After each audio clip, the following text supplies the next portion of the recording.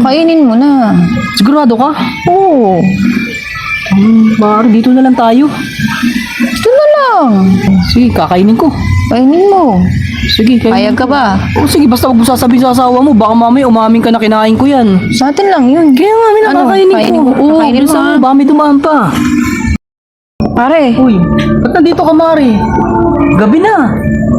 kainin mo naman to. Ano, Mari?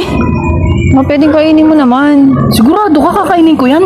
Oo, kasi hindi na kinakain ng asawa ko eh. Ay, naku, Mari. Baka magalit sa akin yung kumpare ko na yun. Hindi, pag kinain ko yan, mahalata niya pa yan pag kinain ko yan. Hindi na nga niya pinapansin to eh.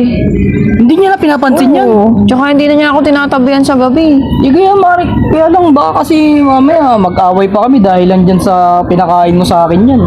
Hindi yun, hindi na nga niya pinapansin eh. Kaya lang, Mari, baka mamaya Sayang kasi... lang to, hindi na nakakain. Baka naman kasi busy yung asawa mo sa trabaho, napapagod lang, kaya wala nang time kumain Hindi, yan. kahit nga day off niya eh, hindi niya kinakain eh.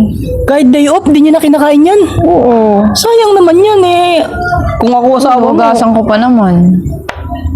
hinugasan mo, tapos di pa rin niya kinakain. Oo. Sigurado ka? Eh, ako Mari, kung hindi ko lang kumparin, kakainin ko talaga yan. Kaya lang, Kainin mo na.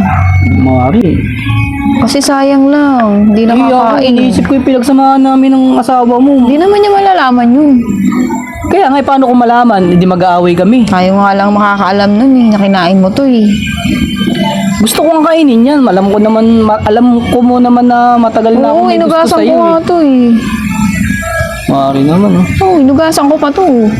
Kaya lang Mari, sabi mo na lang sa asawa mo kasi kung anong dahilan ba't ayaw niya kainin yan.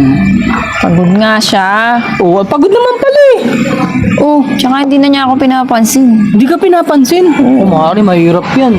Hindi na siya tumatabi sa akin pagtulog. Hindi ka na rin tinatabihan. Oo, lagi siya nakatalikod pa pagka minsan katabi. Ako kasi gusto kong kainin yan, matagal na kahit nung hindi pa kayo kasal ng asawa mo, gusto ko nang kainin yan. Kainin mo na. Sigurado ka? Oo.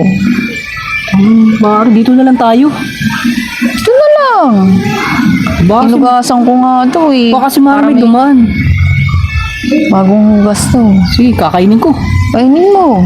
Sige, Payag ka ba? O sige, basta huwag mo sasabihin sa asawa mo, baka mamaya umamin ka na kinain ko yan. Sa atin lang yun. Kaya nga, may nakakainin Kainin ko. mo. Oo, Kainin mo bilisan ha. mo, baka may dumaan pa. Oo. Ay, Oh, bakit? pongkan. Dalawa yan. Akala ko naman. Oo, hindi niya kasi kinakain yan sa bahay. Bili ako ng bili. baka hindi siya mahilig dito sa pongkan. Eh, anong gusto niya? Ubas. Mga dalandan ganun.